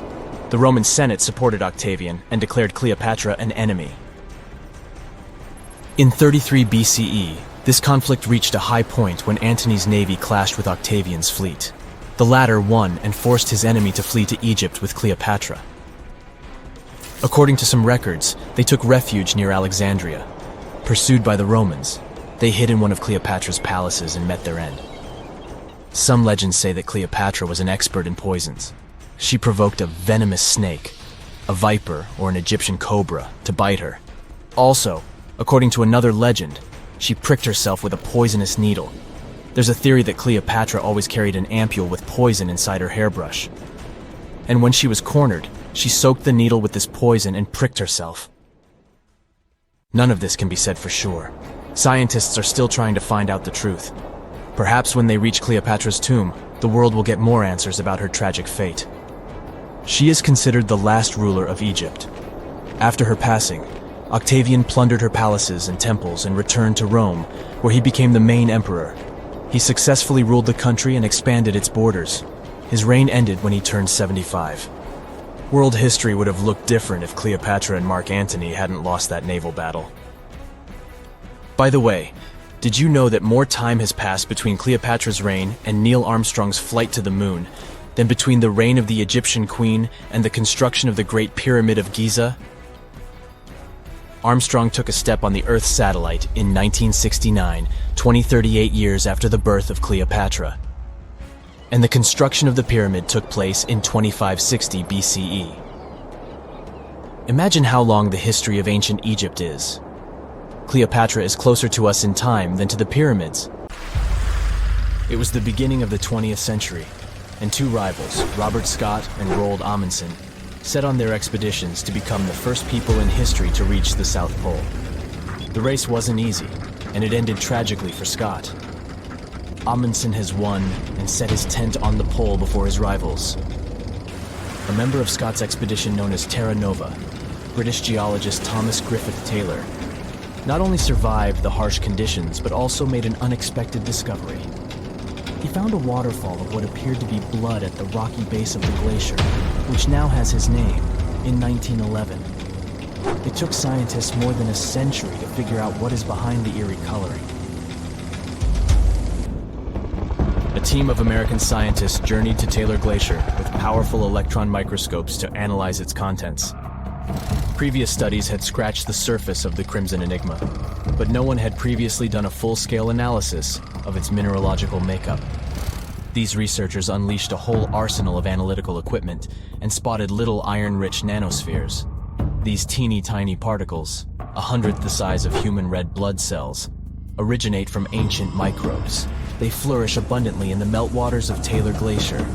These nanospheres are jam-packed with iron, silicon, calcium, aluminum, and sodium, forming a unique composition that paints the subglacial water a vivid shade of red.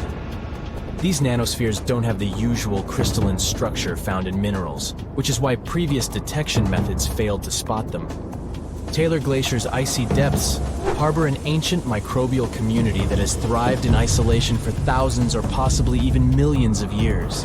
This discovery could help us in the search for life outside of Earth. Dr. Ken Levy, a research scientist at Johns Hopkins University, has some impressive expertise in planetary materials and the analysis of Martian samples. He decided to find out what would happen if a Mars rover landed in Antarctica. Could it figure out what makes bloodfalls so mesmerizingly red? So, researchers treated bloodfalls as a simulated Martian landing site. They used techniques inspired by the rovers exploring the red planet. The samples they collected were sent to Johns Hopkins processing facilities. There, Livy unleashed the power of transmission electron microscopy and revealed the enigmatic nanospheres. He made the conclusion that our current methods of analyzing other planets' surfaces with rovers fall short. They can't unravel the true nature of environmental materials, especially on chilly planets like Mars. These materials might be super tiny and non-crystalline, throwing off our detection methods. To truly grasp the essence of rocky planets, we'll need transmission electron microscopes. Strapping one onto a Mars rover isn't feasible yet, but it could mean a start of a new era in space exploration. Have you ever seen a waterfall on fire? Every February, when the stars align just right, Horsetail Fall in Yosemite National Park gets a sensational makeover. As the sun sets, its rays hit the waterfall at the perfect angle, transforming it into a blazing display of vibrant orange and red hues. We don't know exactly who and when discovered this natural miracle. The original valley dwellers may have known about it, but they kept it to themselves. It wasn't until 1973 that photographer Galen Rowell captured the first known photo of the waterfall, bringing it into the limelight. Since then, the firefall has become a global sensation, spreading like wildfire on social media and drawing crowds from far and wide. This magnificent cascade draws hundreds of spectators every year, but they can only see the show under certain conditions. First things first, Horsetail Fall needs a flowing stream. If there's not enough snowpack in February, the waterfall won't have enough water to create the magic. The temperatures must be warm enough to melt the snowpack during the day. If it's too chilly, the snow will stay frozen, and the fiery spectacle won't ignite. Second, we need a clear western sky at sunset. Those sunbeams need a straight path to hit Horsetail Fall and make it come alive. And since the weather in Yosemite is ever-changing, clouds can magically clear up just in time for the show. If all the conditions are just right, you'll witness the Yosemite Firefall in all its glory for about 10 minutes. The mystery of the sailing stones in California's Death Valley National Park has puzzled scientists for years. Heavy stones seem to have a mind of their own and move across Racetrack Playa, a dried-up lakebed. They leave behind a trail on the cracked mud.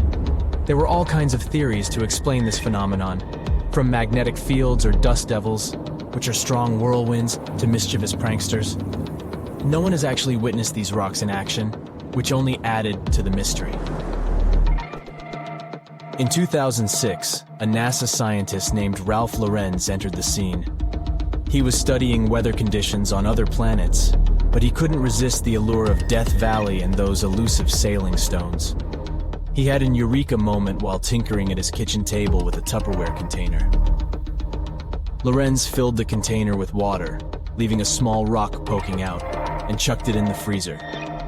Then he placed this icy construction in a big tray of water with sand at the bottom and gently blew on it. The rock began to glide across the water, leaving a trail in the sand. Lorenz had been studying how ice can make big rocks float and move along tidal beaches in the Arctic Sea. Applying this knowledge, he and his research team figured out that, under certain winter conditions in Death Valley, enough water and ice could form to make the rocks float across Racetrack Playa in a light breeze. And as they glided, they left their mark in the muddy terrain. The River of Five Colors, Cano Cristales in Colombia, has the unofficial title of the most beautiful river in the world. For most of the year, it looks like any other regular river. The real magic happens between the wet and dry seasons, when the water level is just perfect. This unique river floor is lined with a special plant, and when the conditions are right, it bursts into a dazzling display of colors. Think vibrant reds, stunning yellows, and lush greens, all mingling with the blue water. It's like stepping into a living rainbow with 1,000 shades in between. This phenomenal display only lasts for a few weeks, from September through November. During Colombia's wet season, the river flows too fast and deep, covering up the river floor and denying the plant the sunlight it needs to turn red.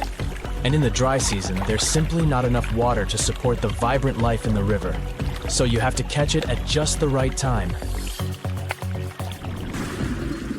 The reason behind Maldivian beaches glowing in the dark at night isn't a mystery, but it doesn't make them any less impressive. It happens thanks to the bioluminescent plankton. These tiny creatures are like little underwater disco balls. emitting a cool blue glow when they are agitated or on the move. Imagine walking along the shoreline and leaving behind glowing footprints. You can even take a night swim amongst these magical plankton. Researchers have discovered that their bioluminescence is actually a clever defense mechanism against predators. When these microorganisms flash their little blue lights, it disorients and surprises their attackers. The plankton produces this light using a chemical called luciferin. These enchanting plankton can appear at any time of the year. The best chances of seeing them in all their glowing glory are from June to December. During this period, there's a higher volume of plankton in the seas of the Maldives, creating the perfect conditions for a luminous show after the sun sets and the night sky takes over. You'll only witness the magic of bioluminescent plankton when tidal currents bring them close to the shore in large numbers. It's hard to predict exactly when this spectacular show will happen, so make sure to do your research and prepare to take photos with a high ISO to capture it, exactly like it looks in travel catalogs.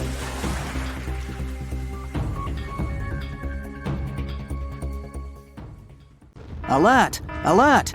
Leave all your things behind and find safety immediately.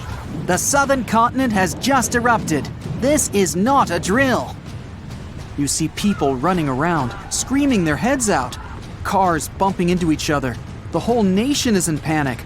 You're on the southern coast of Australia, but the sky is black and it stretches further than your eye can see. Your friend in southern India calls you and says the same thing. There's ash in the sky, and it's raining down on you. You hear rumbling in the distance, and it isn't even your stomach to blame. Everyone starts running inland. The black clouds swallow up everything in sight. Cars, trees, buildings. You're unable to see anything in front of you. Everyone's confused and scared. A tsunami breaches the shores, covering everything in its path. This is the Great Antarctic Eruption. Antarctica is that big continental desert covered in ice. In fact, it's technically the largest desert in the world. It's also covered with a whole lot of volcanoes, just chilling around. Scientists discovered that there are 138 volcanoes in Antarctica, 91 of which are hidden beneath the icy surface, and 47 on top. And there might even be more. But most of these volcanoes are dormant.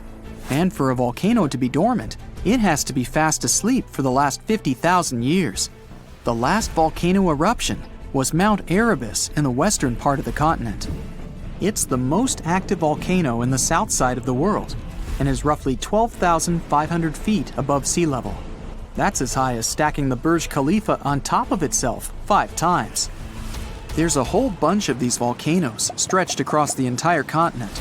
In the most concentrated region, the volcanoes spread the distance equivalent to that between Canada and Mexico. And that's not even all of them. Scientists have warned that if any of these interior ice-contained volcanoes were to erupt, they'd melt the western Antarctic part of the land and increase the spill of ice into the ocean. It would raise the sea level and flood many endangered lands that are already at risk. And that's not mentioning the tectonic plates shifting underneath the surface, which allows some of the magma to squeeze its way to some surfaces. It's scary enough to expect what would happen if a huge volcano erupted. But what would happen if all the volcanoes in the Antarctic continent erupted at the same time? If you were one of those scientists on a boat on their way to conduct some experiments, you would begin to feel unease. You'd notice the water carrying a bit more of the current than usual. You look at your fellow scientists, and they too have the same look on their faces. As you land at the shore and take out all your tools and equipment, things don't seem normal. But the work has to be done. You head to the base and settle in. Business as usual. In the barren land, you see some emperor penguins waddling around, hunting, playing, and doing penguin stuff.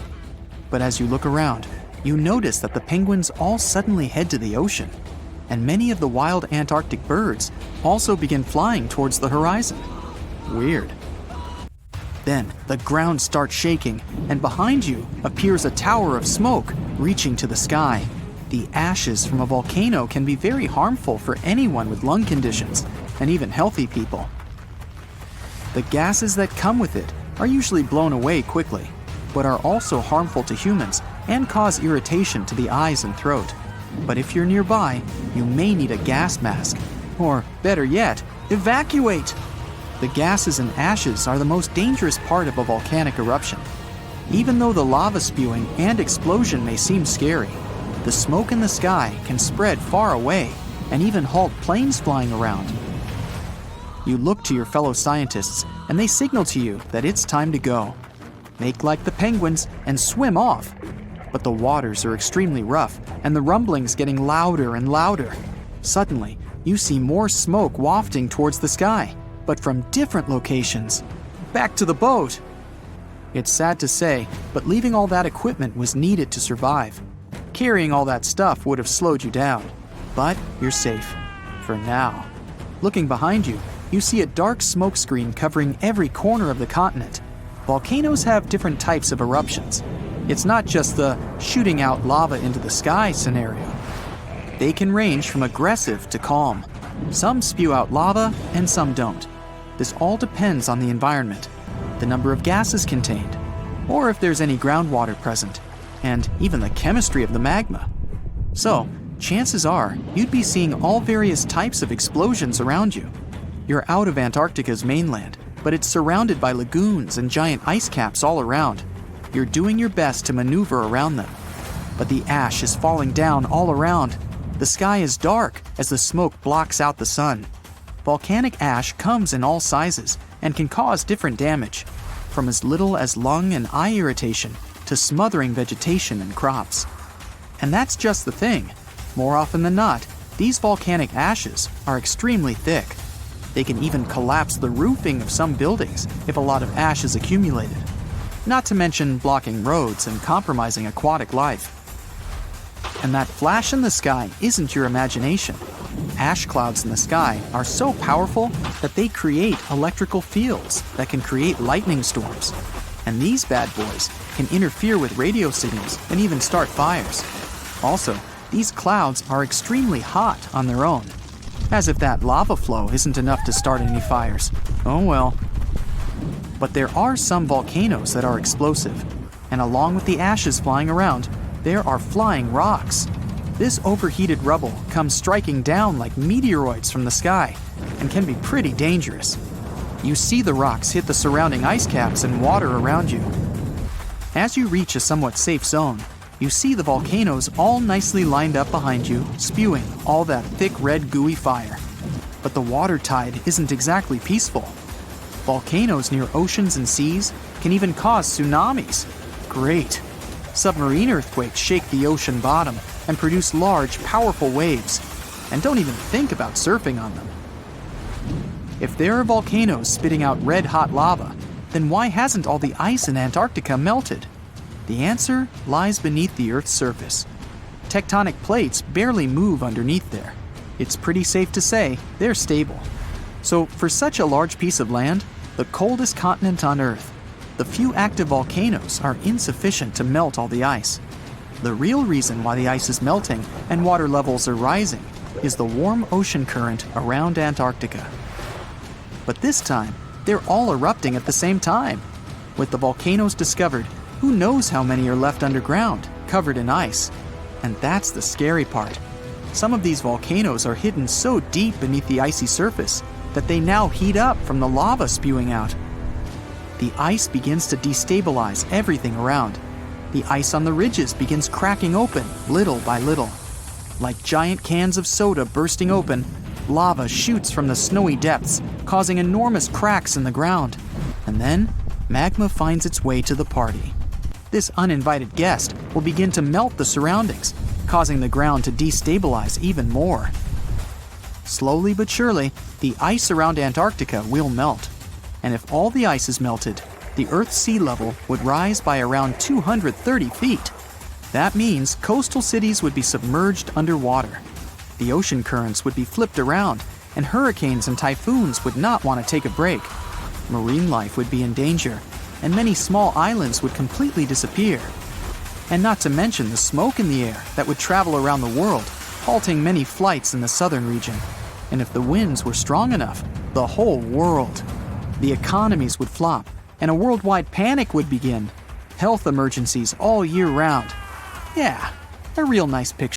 This sleek, state-of-the-art submarine named Ran was sent to explore the depths of Antarctica.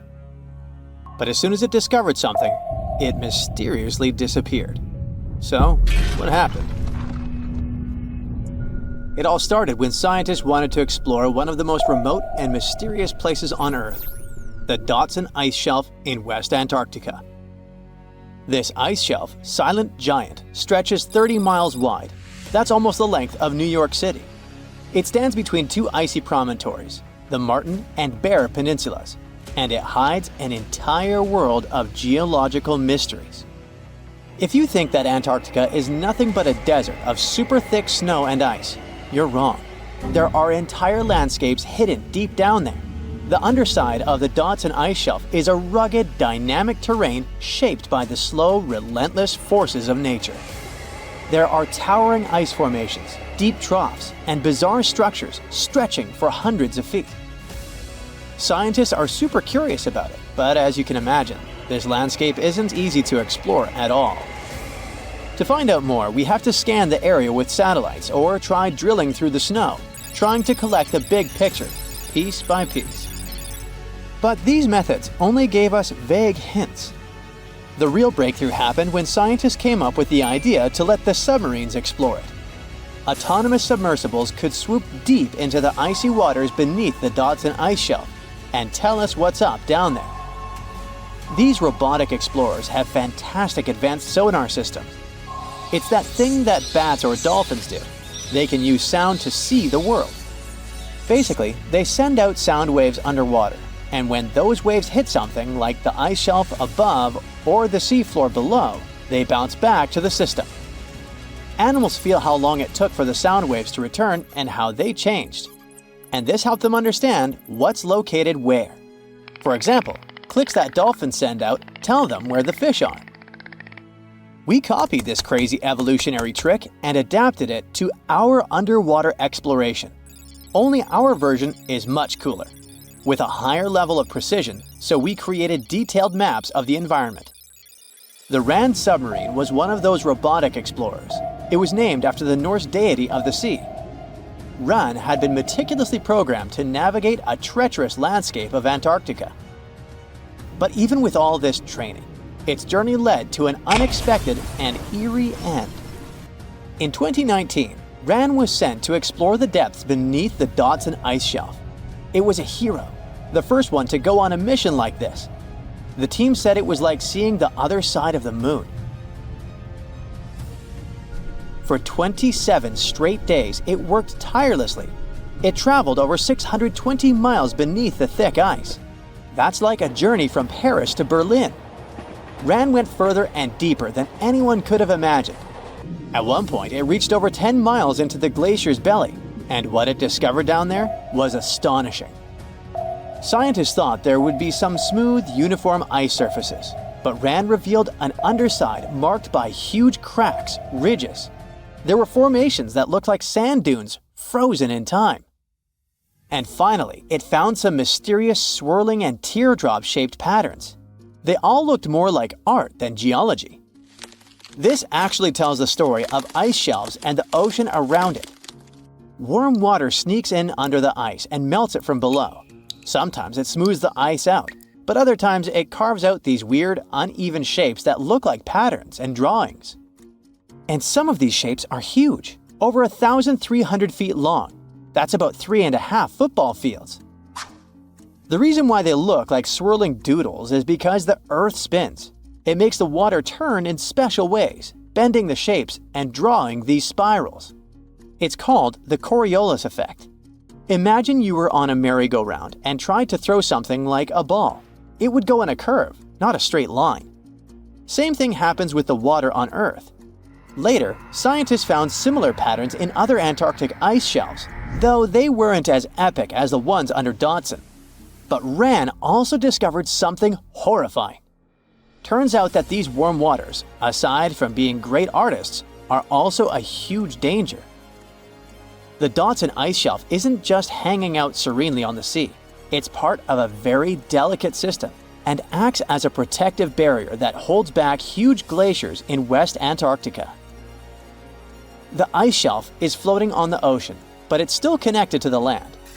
As warm water sneaks underneath it and the ice melts, the Dodson can't hold on to the land as tightly anymore. The protective barrier starts to weaken, and this lets the glaciers behind it move faster into the ocean. When those glaciers flow into the sea, they add more water, which could cause sea levels to rise, eventually changing our coastlines. Rand stumbled upon huge pockets where the ice was melting at alarming rates, all due to powerful underwater currents. It was like seeing a ticking clock on the glacier. The stakes were high, but luckily the submarine was ready. This time, it managed to return. And then, it worked for 5 more years, helping scientists with tons of useful data. The missions were daunting. There could be periods where Rand slipped into the pitch-black cavity beneath the glaciers, spending 24 hours without communication. But it was mapping every peak and every valley. It gained experience from over 40 missions below ice. Then, in early 2024, Rand went on a mission to the Thwaites Glacier. The mission was bold from the start. This place is also ominously referred to as the Doomsday Glacier. It's called that because it's slowly melting and has the potential to raise sea levels worldwide if it collapses, causing catastrophes everywhere. That's why Rand was dispatched to explore its underbelly, a place that had never been mapped so intricately before. The idea was to uncover the glacier's secrets, study how rapidly it was melting, and why. This was Rand's second time exploring Thwaites. During the previous visit, it became the first sub to ever map the glacier's underside. Rand was exploring the depths from 650 feet to 1,650 feet. It sent a lot of data about how the Doomsday Glacier was slowly melting due to warm ocean currents. But while venturing into these icy depths, something went wrong. Out of nowhere, Rand vanished. Without warning, without a trace. One moment it was sending back crucial data, and the next, it had slipped into the abyss. No distress signals, no final transmission, and it didn't return to the point it was supposed to.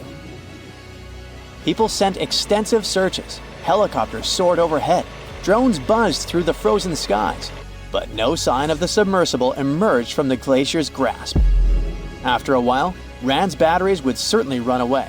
So at this point, it had definitely been swallowed by the abyss beneath 1,500 feet of ice. That was a huge and sad loss for the scientific team. The scientists at the University of Gothenburg are now looking to replace Rand and continue their important research under Thwaites. To this day, scientists have no idea what happened to it. Some say it may have been trapped in the ice.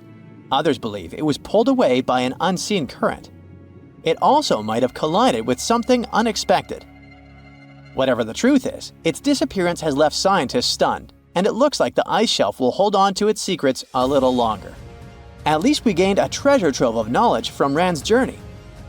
Scientists keep exploring Antarctica, looking for history that hides under the snow. For example, they discovered that around 90 million years ago, a lush temperate rainforest thrived near the South Pole. They revealed an ancient world far warmer than they ever imagined. Deep in Antarctica, they unearthed fossilized roots, pollen, and spores preserved in the soil. All this shows that there was a swampy rainforest that flourished despite months of polar darkness. All these discoveries changed our understanding of Earth's climate, both in the past and the future.